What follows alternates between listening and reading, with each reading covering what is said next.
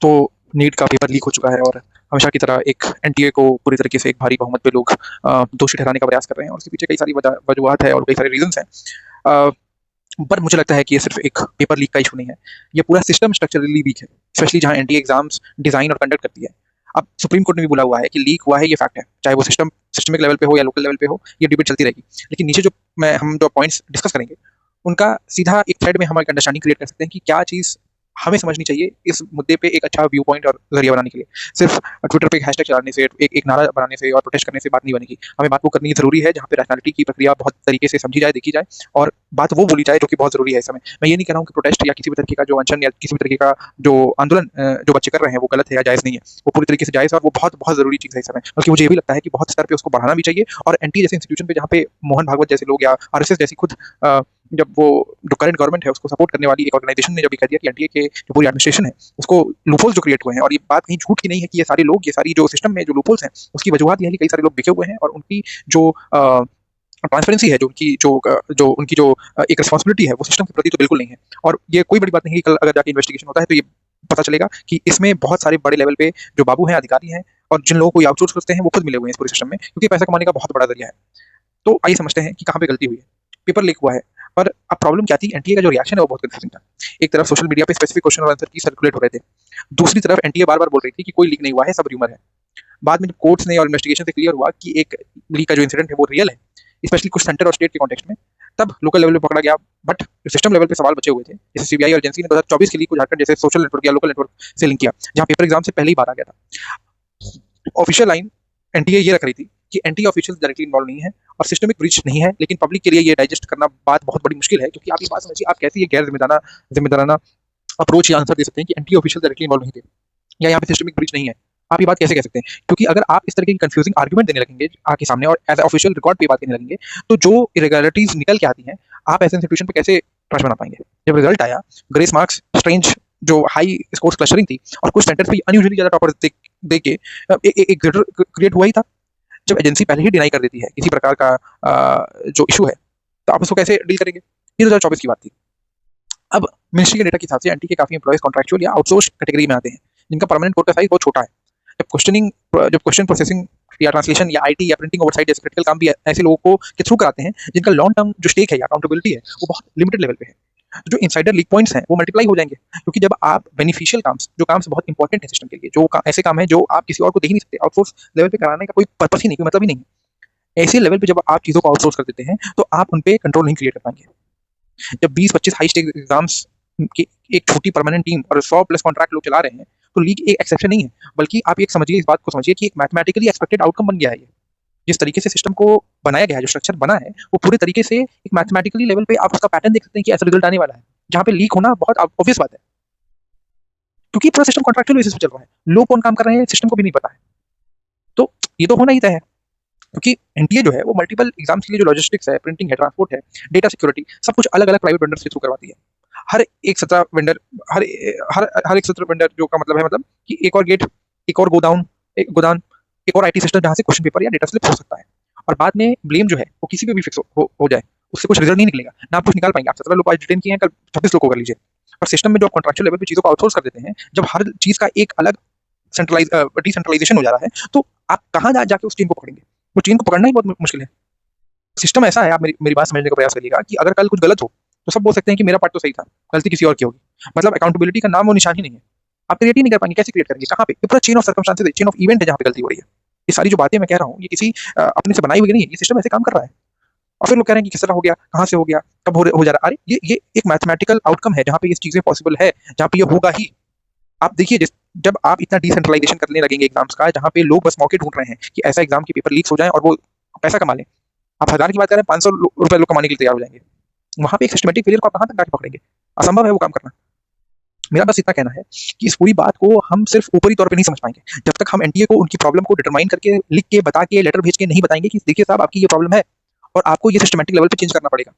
नहीं तो आप इतने ज्यादा डिसेंट्रलाइजेशन के गोदान और स्टेक्स और पॉइंट्स बना देंगे, तो कहां से कब क्या हो जाए आप कैसे कंट्रोल कर पाएंगे? आपकी निगरानी ही नहीं रह पाएगी। You will eventually lose the control out of the system. And even if you know where the system is going, you will never know from where the data has been leaked or has been slipped out. क्योंकि जो upstream security है वो सबसे week है। जो question bank है या paper setting है, ये बैकएंड पे है। कॉमन नैरेटिव हमेशा ये रहता है कि ट्रांसपोर्ट से लीक हुआ या प्रिंटिंग प्रेस से प्रॉब्लम थी, इस टाइप का होता है। लेकिन इन्वेस्टिगेशन और एक्सपर्ट्स बार बार, और एक बार नहीं बार बार पॉइंट करते हैं कि upstream question bank, paper setting room, backend access, यहाँ लॉगिंग और सिक्योरिटी सबसे कम होती है। और यही वजह है, मैं रिपोर्ट भेज दूंगा, मैं डाल दूंगा वो रिपोर्ट, जहाँ पे ये बात बार बार इन्वेस्टिगेशन एजेंसियों ने कहा है कि आप बार बार ये ट्रांसपोर्ट का लीकिंग या प्रिंटिंग प्रेस से लीक हुआ हो, ये बातें मत बताइए, इससे कुछ लीक नहीं हो रहा है। अगर किसी के पास अर्ली एक्सेस हो क्वेश्चन पूल पे, तो वो व्हाट्सएप पे पैटर्न, क्वेश्चन या पूरा सेट निकाल सकता है, चाहे फिजिकल पैकेट अभी तक प्रिंट हुआ भी ना हो। यहाँ पे प्रॉब्लम है। अगर ट्रेजर चेस्ट की चाबी अपस्ट्रीम में ही 10 लोग के पास है, तो वॉल्ट पे गार्ड टाइट लगाने का क्या फायदा? कोई मतलब है? बेवकूफी है, कोई उसका अकल ही नहीं है। जब जब बाहर आप कितना भी गार्डिंग लगा दीजिए, उससे क्या मतलब होगा जब अंदर ही 10 लोग डेटा लीक करने के लिए रेडी है? आपको पता ही नहीं है, उनका कोई डेटा ही नहीं है, कॉन्ट्रैक्चुअल एबिलिटी है उनकी। जो ओपेक कम्युनिकेशन और जो लो ट्रांसपेरेंसी की भी बात है, नीट जेईई कंट्रोवर्सी में बार बार देखा गया है कि जो ट्रांसलेशन एरर्स हैं, ड्रॉप्ड क्वेश्चंस हैं, ग्रेस मार्क्स हैं, ये सब इनिशियली क्लियरली डिस्क्लोज नहीं होते हैं। जब इन्फॉर्मेशन पीसमील आता है या आरटीआई लिटिगेशन के बाद भी कुछ डिटेल्स मिलती हैं, तो पब्लिक को लगता है कि एजेंसी छुपा रही है, रादर देन प्रोएक्टिवली एडमिट कर देना और फिक्स करना। और ये करना चाहते नहीं है। उसकी वजह ये है क्योंकि ये खुद चाहते हैं कि ऐसी बातें बाहर ना आए। वो तो ये इत्तेफाकन बात बाहर आ गई, बच्चे आके खुद कंप्लेन कर रहे हैं। पुलिस की जो कुंभकर्ण वाली नीति थी वो जगती तब है जब रिटन में एप्लीकेशन, रिटन में कंप्लेंट आता है। तो आप ऐसी चीजों को कब तक रोक पाएंगे या समझा पाएंगे या उसको बदल पाएंगे? वो तो सिस्टमैटिक लेवल पे जो फेलियर है उसको कैसे छुपाएंगे? क्योंकि प्रोएक्टिवली आप एडमिट नहीं करना चाहते हैं ना, उसको फिक्स करना चाहते हैं, आप बस मैटर को टालना चाहते हैं। अगर कल ये बात कंप्लेंट के लेवल पे आए ना, तो ये बात अगर अंदर किसी को पता भी होगी तो वो चाहेगा ये बात जल्दी जल्दी दब जाए, क्योंकि सिस्टम और एजेंसी का पर्पस ही नहीं है कि फेयर एंड ट्रांसपेरेंट तरीके से काम करवाया जाए। इनको कोई मतलब नहीं। और जब आरएसएस की ये मांग हो रही है कि पूरे सिस्टम के हर आदमी को निष्कासित कर दीजिए और फ्रेश एप्लीकेशन लाइए, बिल्कुल कोई गलत बात नहीं है। ये नकारा लोग हैं ये, कि इनको ये नहीं समझ में आ रहा है कि किस तरह का जो फेलियर एडमिनिस्ट्रेटिव लेवल पे कर रहे हैं, उसकी कोई अकाउंटेबिलिटी क्रिएट करना ही नहीं चाहते हैं।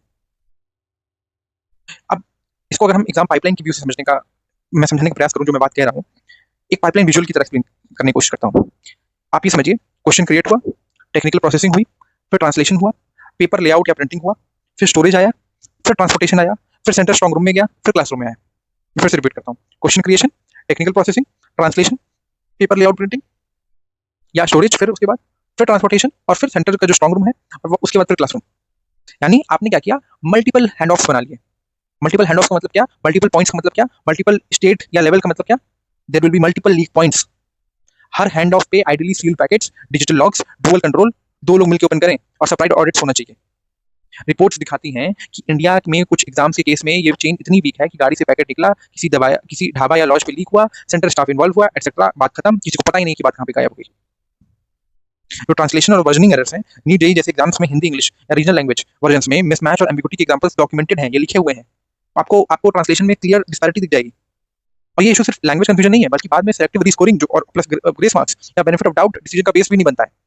जो अगर ओपेक हो तो बायस का डाउट उठता भी है, उसको आप क्रिएट ही नहीं कर सकते, क्योंकि लैंग्वेज कंफ्यूजन तभी बनेगी ना जब आप इस बात को ओपेक तरीके से समझा पाएंगे, वो नहीं क्रिएट होता है। तो मुझे ये भी लगता है नोडल ऑफिसर्स के पास रियल पावर या बैंडविड्थ नहीं है।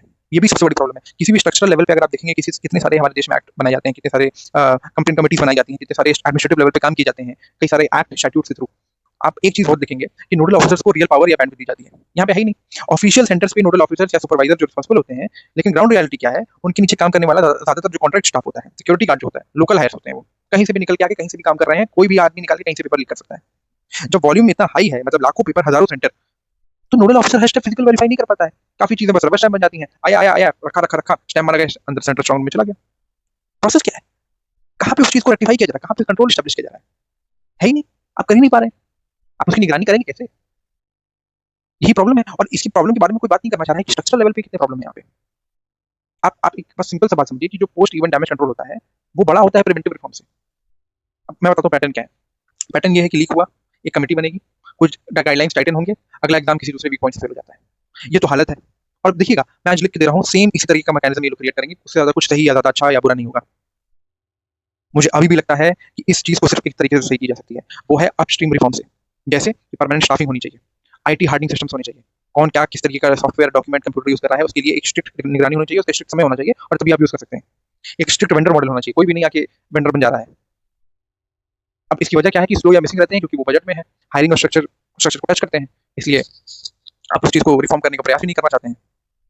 अभी मैं बता रहा हूँ आपको, ये मेरी बात लिख के ले लीजिए, कि अभी मॉडल ऐसा है जैसे हर बार छत से पानी टपके तो नया बाल्टी रख देते हैं, लेकिन कभी छत प्रिपेयर करने की ये लोग बात ही नहीं करेंगे। और पूरा सिस्टम, पूरा प्रोटेस्ट भी इसी के अराउंड हो रहा है। कोई इसके बारे में बात करना नहीं चाह रहा है, तो उस लेवल पे रिफॉर्म होगा भी नहीं। दो सिस्टम गाइडलाइन को टाइटन करके आप प्रोटेस्ट वाले भी खुश हो जाएंगे कि चलो हमारी कोई एक मॉडल जीत हो गई, और उसका अगला एग्जाम होगा, फिर उसमें कुछ और निकल जाएगा, फिर वही प्रोटेस्ट होगा। तो स्ट्रक्चरल लेवल पे कोई चेंज आना ही नहीं है, ना आएगा, ना लोग चाहते हैं, और ये सच है। ना किसी को इतनी पड़ी है कि इतना डीप में जाके समझे कि कहाँ पे प्रॉब्लम आ रही है। लोग बस ऊपर ऊपर से चीजों को देखना चाहते हैं, वहीं से समझना चाहते हैं और वहीं पे छोड़ देंगे। अब मैं आपको बताता हूँ फॉरेन सिस्टम में क्या, या फॉरेन लेवल पे लोग कैसे एग्जाम कंडक्ट करवाते हैं। अब ऐसा नहीं है कि सॉल्यूशन एग्जिस्ट नहीं करता है इस पूरे सिस्टम पे, जो मैं प्रॉब्लम बताएगा। मॉडल्स हैं, जैसे मोड ये, जैसे इंडिया में अभी करंट क्या है कि सिंगल डे होगा, पेपर बेस्ड होगा, सेम सेट लाखों को दे दिया जाएगा। यूके या यूएस में कैसे होता है, सीबीटी एग्जाम जो होते हैं वो सैट के, एसीटी के, यूकैट के, जो मोस्टली एग्जाम होते हैं, पहली बात तो कंप्यूटर बेस्ड होते हैं, मल्टीपल फॉर्म्स होते हैं उसके, और रैंडम सबसेट्स होते हैं। मतलब कि अगर एक सबसेट आपके पास है तो जरूरी नहीं कि वही सेम सबसेट आपके पास किसी और आपके सामने वाले के पास होगा, और जरूरी नहीं कि वो सेम तरीके के क्वेश्चन भी उसके पास होंगे। अभी जो आइटम बैंक है वो लिमिटेड है, और इंडिया में खासकर लिमिटेड है, और रिपीटेड यूज का डाउट भी रहता है। बाहर क्या है, लार्ज इंक्रिप्टेड आइटम बैंक है, मतलब कि वो सिस्टम रोटेट होता रहेगा। कौन सा सवाल किसके पास कब आएगा अगले एग्जाम में किसी को कुछ नहीं पता, कैसे आएगा, किस तरीके से आएगा, कुछ नहीं पता।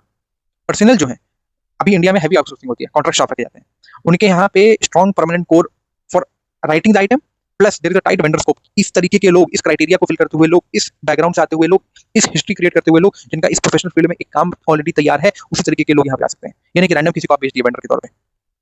अभी यहाँ पे हमारे यहाँ क्या है, सिक्योरिटी लेवल पे फिजिकल पैकेट्स दिए जाते हैं, सीसीटीवी है, सेंटर एसओपी बनाया जाता है। बाहर क्या है कि इंक्रिप्शन, यूएस यूके में इंक्रिप्शन एमएफए क्रिएट किया जाता है, इम्यूटेबल लॉग्स क्रिएट किए जाते हैं, रियल टाइम मॉनिटरिंग होती है जब बच्चा एग्जाम दे रहा होता है। आप कर ही नहीं सकते, इवन इफ आपके पास क्वेश्चन हो तो भी आप पेपर चिट या कुछ नहीं क्रिएट कर सकते। सोर्सेस हमें क्लियरली शो करते हैं कि बड़े इंक्रिप्टेड आइटम बैंक्स यूज होते हैं फॉरेन में, जहां से स्टूडेंट को रैंडम सबसेट्स या मल्टीपल फॉर्म मिलते हैं, इसलिए एक पेपर लीक का वैल्यू कम हो जाता है। जो एक्सेस है वो स्ट्रिक्ट होता है, जो लिमिटेड परमानेंट स्टाफ होते हैं, जो मल्टी फैक्टर लॉगिन्स होते हैं, जो एक्सेस लॉग्स जो टाइम पर प्रूव होते हैं, रेगुलर इंडिपेंडेंट ऑडिट्स होते हैं, इस लेवल पे चीटिंग करना या किसी भी तरीके से धांधली करना बहुत मुश्किल हो जाता है। जो कंप्यूटर बेस्ड सिस्टम क्लाइंट्स को लॉकडाउन कर देते हैं, मतलब आप कॉपी पेस्ट ऑफ या पोर्ट्स ब्लॉक्ड या वाइट लिस्टेड सॉफ्टवेयर और एक्टिविटीज लॉग रहती हैं। इसका मतलब ये नहीं है कि वहाँ कभी प्रॉब्लम नहीं होती है, मैं ये भी नहीं कह रहा हूँ, बट एक सिंगल इंसाइडर या लोकल माफिया के लिए पूरा नेशनल एग्जाम को करप्ट करना बहुत मुश्किल हो जाता है। हमारे यहाँ तो यही होता है, एक सिस्टमैटिक लेवल पे किसी ने कोई गलती कर दी और पूरा एग्जाम कॉम्प्रोमाइज। अब जो मुझे डेलिब्रेट लगते हैं यहाँ पे, और जो लोग सही नहीं करना चाहते हैं, ना लोग इसके बारे में बात करना चाहते हैं, ना डिटेल एनालिसिस पे कोई डिस्कशन होना चाहता है, ये चीज़ें कभी कभी इंटेंशनल भी हो सकती है, क्योंकि कभी इंसेंटिव्स का रिजल्ट होता है। आप ये समझिए, जो सिलेक्टिव ग्रेस मार्क्स और एडहॉक जजमेंट्स होते हैं, एडजस्टमेंट होते हैं, जब एजेंसी का क्लियर फॉर्मूला ये होता है कि डेटा और रैशनल पब्लिश किए बिना मार्क्स एडजस्ट करें या कुछ सेंटर्स को स्पेशल ट्रीटमेंट दें, तो लोग नेचुरली पैटर्न ढूंढते हैं कि कोचिंग क्लस्टर्स या पर्टिकुलर सिटीज को ज्यादा वरीयता मिल रही है, इवन अगर इंटेंशनली लॉजिक हो, ओपेक प्रोसेस फेवरेटिज्म जैसे लगता है, और ये बात किसी को समझ में नहीं आती है। जो एरर्स का अंडर रिपोर्टिंग है वो भी बहुत बड़ा प्रॉब्लम है। जो ड्रॉप क्वेश्चन है, मिसप्रिंट है, ट्रांसलेशन एरर जो आइडियली सेंट्रल पब्लिक डॉक्यूमेंट में क्लियरली लिस्टेड होना चाहिए, बट अक्सर ये क्या होता है, ये आइसोलेटेड नोटिस या कोड फाइलिंग से ही पता चलते हैं। अच्छा अच्छा ऐसी गलती हो गई थी साहब, ओहो। पब्लिक को लगता है गलती काम नहीं, सिर्फ डिस्क्लोजर काम है, जो ट्रस्ट फर्दर डैमेज करता है। ऑफ कोर्स लोग भरोसा करना नहीं चाहेंगे किसी भी ऐसे सिस्टम पे जब काम बहुत सारे वेंडर्स को दिया जाता है, और पेनल्टीज हुआ, जो ऑडिट रिपोर्ट्स हैं या ब्लैक लिस्टिंग क्लासिफिकेशन तो पब्लिश नहीं होती है, तो इकोसिस्टम में सिग्नल ये जाता है कि पकड़े गए तो थोड़ा काम के थोड़ा टाइम की ट्रबल है या परेशानी है, पर अपसाइड बहुत बड़ा मुनाफा है, और इसीलिए इतने सारे लोग इन्वॉल्व रहते हैं, छोटे छोटे लेवल पे, जो कॉन्ट्रैक्चुअल लेवल पे, जो इनसाइडर भी काम कर रहे हैं पेपर को लीक कराने के लिए। जितने सारे एक्सपर्ट ने बार बार रिकमेंड किया है, मिलेनियम पोस्ट की रिपोर्ट है, मैं आपको भेज दूंगा, वो कर रहे हैं कि परमानेंट स्टाफिंग बढ़ाओ, वेंडर्स के लिए स्ट्रिक्ट लीगल लायबिलिटी लाओ, लेकिन इंप्लीमेंटेशन इतना स्लो है, ना किसी को पड़ी है, ना किसी को चाहिए, ना बच्चे खुद चाहते हैं, बस रैंडम प्रोटेस्ट होना चाहता है, रैंडम बहस होनी चाहती है। उस बहस को लेके एक बहुत बड़ा रूप दिया जाता है, कई सारे टीचर्स प्रोफेसर्स आके न्यूज़ मीडिया एजेंसी में बैठ के बातें करते हैं, पर इस लेवल पे कोई एनालॉजी या अंडरस्टैंडिंग एनालिसिस देना नहीं चाहता, जिस वजह से कभी वो एनटीए सही भी नहीं करेगी इस चीज़ को। आप देख लीजिएगा, आप ये सोचिए ना कि क्वेश्चन बैंक एक छोटा सा ट्रेजर चेस्ट है, अगर साल भर में 10 अलग कॉन्ट्रैक्टर के पास की आती जाती रहेगी, तो कभी ना कभी कोई जस्ट खोल के फोटो ले ही लेगा। अब आप दूसरी एनालॉजी समझिए, जहाँ पे सिक्योर मॉडल का मैं एग्जांपल देता हूँ, कि आप सोचिए वही जस्ट एक इंक्रिप्टेड लॉकर बन जाए, जिसमें सिर्फ छोटी परमानेंट टीम के पास डिजिटल कीज हो, हर एक्सेस पे ऑटोमेटिक लॉग बन रखा हो, और कोई भी अनयूजुअल पैटर्न जो है वो तुरंत एक kind of red flag create कर देता हूँ। वहाँ चोरी करना सिर्फ मुश्किल ही नहीं है, एक बहुत बड़ा हाई रिस्क गेम बन जाता है कि बहुत सारे लोग पकड़े जाएंगे। तो मुझे अभी भी लगता है परमानेंट टीम को बढ़ाइए, आउटसोर्सिंग कम करिए, हाँ, सिक्योर कंप्यूटर बेस्ड टेस्टिंग होना चाहिए, प्लस लार्ज आइटम बैंक होनी चाहिए, एंड टू एंड लॉग्स होना चाहिए, इंक्रिप्शन होना चाहिए, इंडिपेंडेंट ऑडिट्स होनी चाहिए, हर एक्सेस, हर चेंज, हर मूवमेंट लॉग हो, लॉग्स जो है इम्यूटेबल हो, थर्ड पार्टी ऑडिटर्स को रिडायरेक्टेड फॉर्म में डेटा मिले, और ब्रीच के बाद पब्लिक को क्लियर टाइमलाइन और फैक्ट्स मिल जाए कि किसने कवर कैसे किया। ट्रांसपेरेंट कम्युनिकेशन हो, पहले से कमिट कर दीजिए आप कि अगर लीक और इरेगुलरिटी हुआ तो इतने दिन के अंदर full public note plus collective plan publish होगा कि किस तरह से इस चीज को सही किया जाएगा, स्ट्रक्चरल लेवल पे, फालतू बातों के थ्रू नहीं। तो मुझे लगता है कि ये बहुत बड़ी दिक्कत है। हाँ, अब इसको किस तरह से आगे जनता डिस्कस करना चाहती है तो समय बताएगा, कि क्योंकि अब एक बात समझिए ना, एक्सपर्ट पैनल ने भी बोला है कि एनटीए अभी इतने सारे एंट्रेंस प्लस रिक्रूटमेंट टेस्ट ले आ रहा है कि एजेंसी ओवर स्ट्रेस्ड हो गई है, पहले कोर एंट्रेंस एग्जाम पे फोकस करना करिए, बाकी तब तक रोक दो जब तक कैपेसिटी बिल्ड नहीं हो पाती है। इससे क्या होगा कि मैनेजमेंट, सिक्योरिटी और ओवरसाइट फ्यू क्रिटिकल एग्जाम्स पे कंसंट्रेट हो सकता है, इंस्टेड ऑफ सब कुछ थोड़ा थोड़ा मैनेज करने लगने पे। अब आप थोड़ा मैनेज करने के चक्कर में क्या हो रहा है कि सारे एग्जाम कॉम्प्रोमाइज हो जा रहे हैं। तो मुझे अभी भी लगता है कि परमानेंट डोमेन एक्सपर्ट स्टाफ बढ़ाइए, कॉन्ट्रैक्ट डिपेंडेंसी को कम करिए। पैनल ने ये भी सजेस्ट किया था, इंडियन एक्सप्रेस की रिपोर्ट है कि एनटीए में डोमेन स्पेसिफिक ह्यूमन रिसोर्सेज हों, मतलब कि साइकोमेट्रिक्स हुए, आईटी सिक्योरिटी हुआ, एग्जाम डिजाइन हो गया, ट्रांसलेशन हो गए, लीगल, सबके डेडिकेटेड डायरेक्टर्स और टीम्स होनी चाहिए, जहां से आप टीम इवेंचुअली और इजीली कोऑर्डिनेट कर पाएं। ज्यादा परमानेंट एक्सपर्ट्स का मतलब कम रैंडम वेंडर्स कॉन्ट्रैक्ट लोग को डीप एक्सेस देना, जिससे इनसाइडर लीक जो रिस्क एक तरीके का क्लियर लीडरशिप और अकाउंटेबिलिटी चेन नहीं क्रिएट करेंगे, तब तक ऐसी चीजें वापस बार बार होती रहेंगी। उसको आप रोकने का कोई भी प्रयास कर लें, वो आप अटेन ही नहीं कर पाएंगे।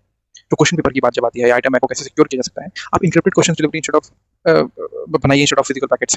पैनल्स ने भी कई बार सजेस्ट किया है कि पेन पेपर एग्जाम्स के लिए भी interpret questions paper confidential servers centre से भेजे जाए, या लास्ट मोमेंट में प्रिंट कर दिया जाए। इससे बीच का जो ट्रांसपोर्ट चेन है, जो गोडाउन, ट्रक और स्कूल, जो ये लोग जिसको जिम्मेदार ठहराते भी हैं, जब ऐसे पेपर लीक हो जाते हैं, जहाँ से बार बार लीक होते भी हैं, वो भी क्लीन स्ट्रॉन्ग हो सकता है। और इस लेवल पे आप काम कराना नहीं चाहते, क्योंकि there is a deliberate attempt to not to make sure that these things don't happen in the way that it should be. Multiple paper sets जो हैं, जो लास्ट मिनट फाइनलाइजेशन, उस पे ध्यान ज़्यादा केंद्रित करने की जरूरत है। रिकमेंडेशन बार बार दिया गया था कि एक से ज़्यादा 3+, 3 से ज़्यादा होने चाहिए, एक से ज़्यादा रिकमेंडेड होगा कि 3 से ज़्यादा सेट रेडी रखो। Final set last moment choose करो, ताकि अगर कोई सेट कॉम्प्रोमाइज भी हो गया तो उसे स्विच किया जा सके। ये सिंपल चीज़ है, और इस सिंपल चीज़ से पेपर लीक माफिया का जो बिजनेस मॉडल है वो पूरा वीक कर देंगे, क्योंकि उनको पहले से श्योरिटी नहीं रहेगी कि कौन सा सेट एक्चुअली यूज होगा और कहाँ पे कौन किस लेवल की चीज़ें वहाँ पे जाके कर सकता है, और कौन सी सेट कहाँ पे जाके कॉम्प्रोमाइज नहीं होगी और कौन सी सेट कहाँ पे जाके मिल जाएगी। तो एक तुक्के का काम होगा जिस पे बहुत लोग ट्रस्ट नहीं करना चाहेंगे। मैं ये नहीं कह रहा हूँ कि उसके बाद भी लोग ट्रस्ट नहीं करें। एग्जाम सेंटर्स हैं और लॉजिस्टिक्स का जो इलेक्शन स्टाइल सिक्योर करना है, वहाँ पे सेंटर मैनेजमेंट को इलेक्शन मॉडल जैसे बना सकते हैं आप। एक्सपर्ट पैनल ने कई बार सजेस्ट किया है कि एग्जाम को इलेक्शन की तरह ट्रीट करिए, जैसे स्टेट या डिस्ट्रिक्ट लेवल पे कोऑर्डिनेशन कमिटीज बनेंगी, जिसमें एनटीए, एनआईसी, पुलिस, आईबी सब हो, और सब एक कोऑर्डिनेशन लेवल पे तैयार हो किसी भी तरीके की एक्सेसिबिलिटी को समझने के लिए और कोऑर्डिनेट करने के लिए। सेंटर्स जो है एग्जाम से पहले डिस्ट्रिक्ट एडमिनिस्ट्रेशन और पुलिस की प्रेजेंस में सील होने चाहिए। अनटिल अनलेस डिस्ट्रिक्ट एडमिनिस्ट्रेशन का कोई बंदा नहीं है या पुलिस की प्रेजेंस नहीं है, तो सील नहीं हो सकता है। और एग्जाम तब तक गार्डेड रहे जब तक, जैसे कि बिल्कुल पोलिंग बूथ की तरह, वहाँ पे आपको ये इंश्योर करना होगा कि उस लेवल की चीज़ें कभी भी गलत नहीं होगी। इलेक्शन में कभी गलती नहीं होगी। अगर भाजपा को अगर बंगाल में इलेक्शन कराना था, जहाँ पे सबसे संदिग्ध और सबसे ज़्यादा गलत होने के परिणाम बढ़े हुए थे, वहाँ पे अपनी पूरी पावर को लगा दिया गया था। क्या बच्चों के एग्जाम का जो वरीयता है वो इतना कम है कि हम ये एक छोटा सा प्रयास नहीं कर सकते हैं? सिर्फ एक दिन की बात है ये भी। तो presiding officer model plus CCTV, हर सेंटर पे एनटीए का एक प्रिसाइडिंग ऑफिसर हो जो ओवरऑल इंचार्ज हो, जैसे पोलिंग स्टेशन पर प्रिसाइडिंग ऑफिसर होता है। सेंटर पे सीसीटीवी मॉनिटरिंग रिकमेंडेड होनी चाहिए, ताकि पेपर हैंडलिंग या स्ट्रॉन्ग रूम एक्सेस जो है वो लेट नाइट मूवमेंट में भी सब रिकॉर्ड करता रहे। बेटर सेंटर एलोकेशन पॉलिसी होना चाहिए, जिससे सस्पिशियन सेंटर एलोकेशन अवॉइड करने के लिए सजेशन है कि स्टूडेंट्स को मोस्टली अपने डिस्ट्रिक्ट के सेंटर्स मिले, और हर डिस्ट्रिक्ट में कम से कम एक टेस्ट सेंटर होना ही होना चाहिए। रिमोट या रूरल एरियाज के लिए मोबाइल टेस्टिंग सेंटर्स का आइडिया भी दिया गया था बहुत पहले, ताकि एक्सेस के नाम पे रैंडम प्राइवेट सेंटर्स चूज ना करना पड़े। पैनल ने भी डीजी एग्जाम सिस्टम सजेस्ट किए थे, जैसे डीजी आता टाइप हो गया, यहाँ पे एप्लीकेशन स्टेज से ही कैंडिडेट की डेटा हुई, बायोमेट्रिक्स कैप्चर हो जाए और सेंटर पे वेरीफाई हो जाए एक बार की। इससे जो इंपर्सनेशन या डमी कैंडिडेट या कोचिंग प्रॉक्सी जैसे फ्रॉड्स कंट्रोल किए जा सकते हैं। बहुत लेवल पे आप चीजें कर सकते हैं, पर आप करना नहीं चाहते। सबसे बड़ी प्रॉब्लम तो ये है, अगर आप स्ट्रॉन्गर एंटी चीटिंग या एंटी लीक लॉ को लाना चाहते हैं, तो एक डिस्कशन प्रपोज कर सकते हैं जहाँ पे टफ एंटी चीटिंग प्रोविजंस हो, ऑर्गेनाइज्ड पेपर लीक रैकेट्स को सीरियस इकोनॉमिक ऑफेंस की तरह ट्रीट करने लगा जाए, और फास्ट ट्रैक ट्रायल्स करने का प्रयास किया जाए। अरे 20 से 40 लाख लोग की जिंदगी का साल या समय सब स्टेक पे रहता है, क्यों नहीं हम कर सकते? किस चीज़ का इंतजार कर रहे हैं? जब माफिया को पता है कि 1-2 साल में ही कन्विक्शन और हेवी पेनल्टी पॉसिबल है, तो रिस्क रिवॉर्ड बैलेंस चेंज हो जाता है। कोई भी काम ये नहीं करना चाहेगा। पब्लिक ऑडिट्स या पोस्ट एग्जाम ट्रांसपेरेंसी पे भी हम ध्यान दे सकते हैं। अगर हम मेजर एग्जाम्स के बाद सिक्योरिटी ऑडिट करें और की पॉइंट्स जैसे एग्जाम मोड हो गया, सेंटर प्रोसेसेस हो गए, या आइटम बैंक हैंडलिंग हो गई, पब्लिक को हाई लेवल पे बताएं। एरर्स जैसे ड्रॉप्स क्वेश्चन हो गए, रॉन्ग ट्रांसलेशन हो गया, ग्रेस मार्क्स हो गया, इसके रूल्स पहले से ही पब्लिश हो जाएं, और एग्जाम के बाद कंसोलिडेट नोट के साथ क्लियरली एक्सप्लेन किया जाए कि भाई किस तरह से किस जहाँ पे हम ग्रेस मार्क्स देंगे। तो अंडर ग्रेजुएट लेवल पे एडमिशन के लिए कुछ टेस्ट जो है वो हार्मोनाइज या यूनिफिकेशन किए जा सकते हैं। यूनिफॉर्म क्राइटेरिया हो, limited number of major exams हो, ताकि प्रेशर और लीक के इंसेंटिव्स बहुत तरीके से ड्रिप कर जाए। जब हर चीज़ अलग अलग छोटे छोटे टेस्ट से होती है, माफिया के पास या किसी भी रैकेट के पास मल्टीपल टारगेट्स होते हैं। Centralised well secured test focus ही स्ट्रेंथन कर सकता है इस पूरे स्ट्रक्चर को। जो केंद्रीय विद्यालय है, नवोदय विद्यालय है, या और सेलेक्टेड इंस्टीट्यूशन को यूज करके आप 400 से 500 सीबीटी सेंटर्स का नेशनल नेटवर्क बनाया जा सकता है, जिससे 2 से 2.5 लाख कैंडिडेट्स एक सेशन में टेस्ट हो सकते हैं। इससे क्या होगा कि जो मल्टीपल डे या multi day multi session CBT NEET JEE जैसे जो लार्ज स्केल एग्जाम भी फिजिबल बन सकता है। क्यों नहीं उसकी तरफ हम देख सकते हैं? जब इतना ज़्यादा हमारा सिस्टम फेलियर हो सकता है, तो क्यों नहीं नए तरीके को अप्रोच कर सकते हैं? नीट के लिए स्पेसिफिकली पैनल ने मल्टी सेशन टेस्टिंग जो है ओवर फ्यू डेज और वीक्स, और मल्टी स्टेज टेस्टिंग जैसे जेईई प्लस एडवांस जैसा जो है वो सजेस्ट किया हुआ था। मिस्टेक्स को आप स्लिप कर सकते हैं, और एक सिंगल सेशन या सिंगल पेपर का लीक होने से पूरे साल का एकेडमिक कैलेंडर कोलैप्स नहीं होगा। इसी तरीके से आप पूरी अकाउंटेबिलिटी तय कर सकते हैं। एक स्ट्रॉन्ग परमानेंट टीम हो, क्लियर अकाउंटेबिलिटी हो, एक clear encrypted digital question handling हो, और इस पूरे मॉडल को सीबीटी पे शिफ्ट किया जाए। एक इलेक्शन स्टाइल सेंट्रिक सिक्योरिटी हो, यहाँ पे फुल ट्रांसपेरेंसी हो, तो कुछ लेवल पे हम चीज़ों को बेस्ट कर सकते हैं। तो अब इस सिस्टम को समझना है, सोचना कि किस तरीके से इसको किया जा सकता है। अब जैसे टेस्टिंग सेंटर्स का जो स्मार्ट सिलेक्शन है, वो आप करते ही नहीं है, जो जो होना चाहिए स्मार्ट सिलेक्शन। स्मार्ट सिलेक्शन मतलब क्या होता है? रैंडम नहीं होता है, यहाँ पे आपको रिस्क अवेयरनेस हो। रिकमेंडेशन ये है कि डिस्ट्रिक्ट कमेटी सेंटर्स को शॉर्टलिस्ट करे आफ्टर चेकिंग 3-4 कंडीशन, यानी कि 5 पेपर लीक या चीटिंग इंसिडेंट्स कितने हुए थे, सेंटर ओनर्स का बैकग्राउंड क्या है, लोकल इंटेलिजेंस की इनपुट क्या है, इंफ्रास्ट्रक्चर जैसे स्ट्रॉन्ग रूम, सीसीटीवी से सिक्योर एंट्री एग्जिट है कि नहीं है। आइडिया ये भी है कि हर डिस्ट्रिक्ट में कम से कम एक सेंटर हो और सेंटर्स और स्टूडेंट को ज़्यादातर अपने ही डिस्ट्रिक्ट में एग्जाम मिले ताकि सस्पिशियस सेंटर एलोकेशन जो है जैसे एक ही कोच से सेंटर्स कम हो। अब कैसे लीक रुकती है? जो schools colleges already steady reputation वाले हैं उनको बार बार सेंटर बना के माफिया को डायरेक्ट एक्सेस मिल जाता है। डिस्ट्रिक्ट स्क्रीन सेंटर से या लूप ब्रेक से हो सकता है। आप उसको रोक सकते हैं जब चाहें तब। पैनल ने ये भी सजेस्ट किया था कि अगर आप क्वेश्चन पेपर ट्रांसपोर्ट को भी इलेक्शन से ईवीएम या लोकसभा मॉडल जैसे बना दें, रूट प्लानिंग हो, पुलिस या पैरामिलिट्री सिक्योरिटी हो और डिटेल्ड लॉग कीपिंग के साथ हो। डिस्ट्रिक्ट कमेटी को ये प्लान बनाने का टास्क दिया गया है कि कस्टोडियन से सेंटर तक पेपर कैसे जाएगा, कौन सा रूट यूज होगा, कौन सा गार्ड डिटेल यूज करेगा, कितने लोग का पैकेट टच करने का राइट है। लीक बहुत बार बीच के रूट या गोदाम में ड्राइवर या एम्प्लॉय के थ्रू होता है। जब डीएम पुलिस लेवल पे प्री अप्रूव रूट्स होंगे, एस्कॉर्ट और स्ट्रिक्ट लॉग्स होते हैं, तो गाड़ी साइड पे लगा के पैकेट खोलना जैसे जुगाड़ रिस्की बहुत बन जाएगा। कोई नहीं अप्रोच करना चाहेगा ऐसी चीज़ों को। अभी सिस्टम पे निगरानी नहीं है, कोई सीसीटीवी है ही नहीं कि आप इस सिस्टम को पूरी तरीके से समझ पाएं या रोक पाएं। एक्सपर्ट पैनल ने क्लियरली बोला था कि भाई एग्जाम से पहले सेंटर को डिस्ट्रिक्ट एडमिनिस्ट्रेशन और पुलिस प्रेजेंस में सील किया जाए, फिर एग्जाम तक कंटिन्यूअस गार्डिंग हो, बिल्कुल पोलिंग बूथ स्टाइल पे। साथ ही सीसीटीवी मॉनिटरिंग भी रिकमेंड किया गया था कि स्पेशली स्ट्रॉन्ग रूप पे, यहाँ पे पेपर रिसिप्ट रूम और मेन कॉरिडोर्स पे रिकॉर्डिंग को कुछ टाइम तक प्रिजर्व भी करना होगा जब तक एग्जाम पूरी तरीके से होना चाहे, सक्सेसफुल रिजल्ट ना आ जाए। अक्सर जो लीक होती है वो नाइट टाइम में होती है, अनऑफिशियल एंट्री से या स्ट्रॉन्ग रूम से पहले कोई खोल के फोटो ले लिया हो। तो ये चीज़ से बचना है। चंडीगढ़ डिस्ट्रिक्ट कमेटी का मैंडेट स्पेशली इंक्लूड करता है सस्पिशियस एलिमेंट स्लैश मिसक्रेंट्स का लिस्ट बनाना और उन पे क्लोज विजिल रखना। पास्ट इंसिडेंट्स और आईपी लोकल इंटेल की वजह से एक्सपर्ट कमेंट्री भी कहता है कि पेपर लीक इंडस्ट्री काफी लोकल नेटवर्क पे बेस्ड होता है, जैसे कोचिंग ओनर्स हो गए, टाउट्स हो गए, लोकल पॉलिटिशियंस हो गए, जिनके खिलाफ टारगेटेड सर्विलेंस और टाइमली एक्शन बहुत ज्यादा जरूरी है। दिल्ली से बैठ के एनटीए किसी डिस्ट्रिक्ट के फिक्सर्स को नहीं पकड़ सकता है। ये बात लोग को नहीं समझ में आती है। डिस्ट्रिक्ट पुलिस और आईबी के पास वो ग्राउंड इंटेल होता है कि कौन और हर एग्जाम सेशन में सडनली पैकेज ऑफर करने लगता है, कहाँ से हो रहा है, किस तरीके से हो रहा है, उसको पकड़ना बहुत जरूरी है। इसीलिए कुछ स्टेट्स या यूटीज ने स्टेट लेवल कमेटी और एनटीए डीजी के बीच हॉटलाइन टाइपिंग सेट किया भी है, जैसे एग्जाम का जो टाइम है, एग्जाम के टाइम को सस्पिशियस एक्टिविटी रिपोर्ट हो तो तुरंत उसको एक्सीलेट हो सके। डिस्ट्रिक्ट कमेटी का काम सिर्फ प्लानिंग नहीं है, आप मेरी बात समझने का प्रयास करिए, बल्कि एग्जाम के बाद रिव्यू उसका करने का एक पूरा सिस्टम होना चाहिए कि क्या वीक रह गया, कौन से सेंटर पे अनयूजुअल पैटर्न दिखा है, क्या इंप्रूव करना है, और ये फीडबैक एनटीए तक फॉर्मली जाना चाहिए। लोकल लेवल पे कोई रूमर या व्हाट्सएप पे सर्कुलेट पेपर पे होता है तो डिस्ट्रिक्ट एडमिनिस्ट्रेशन तुरंत वेरीफाई करे, एफआईआर सेंटर रेड हो या कंटीजेंसी एक्शन ले सकता है कि नहीं। Instead of waiting for week later centre inquiry का, आप तुरंत उस पर प्रॉम्प्ट एक्शन लीजिए। तो उस लेवल पे आप कई कई चीज़ों को बचा सकते हैं, मुझे लगता है। तो हाँ, ये कुछ चीज़ें हैं जिस लेवल पे अगर हम समझना चाहें, लोग समझना चाहें, जनता समझना चाहे, बच्चे जो 18-19 साल के हैं, उनको थोड़ा-सा अपने आवेग को कम करके इस बात को समझने का कोशिश करना होगा कि डिमांड उनकी क्या होनी चाहिए। डिमांड बहुत स्पेसिफिक होनी चाहिए, डिमांड बहुत रिगरस होनी चाहिए। ऐसे हवा में हल्ला करने से कोई आपकी डिमांड को पूरा नहीं करने वाला है। ये सिस्टम इतना करप्ट हो चुका है, पीछे लोग इतने करप्ट हो चुके हैं कि किसी को फ़र्क नहीं पड़ता है कि किसी के 2-3 साल बर्बाद हो जाएँ। अगर सिस्टम या एकेडमिशियंस या किसी को भी लगता है कि एग्ज़ाम सही तरीके से हो सकता है, इसके ऑलरेडी रिपोर्ट्स या रिसर्च ऑलरेडी तैयार है, उन चीज़ों पे अपना डिमांड क्रिएट करिए, ना कि अननेसेसरी चीज़ों पे प्रोटेस्ट करिए जिसका कोई मतलब बाद में ना निकले। क्योंकि जो गाइडलाइन स्ट्रिक्ट करेंगे और आपस में खुश हो जाएंगे। मॉरल विक्ट्री के लिए लड़ाई मत लड़िए। कुछ सब्स्टैंटिव विक्ट्री हो इस पूरी जंग से तो कोई बात है। आज के लिए शुक्रिया।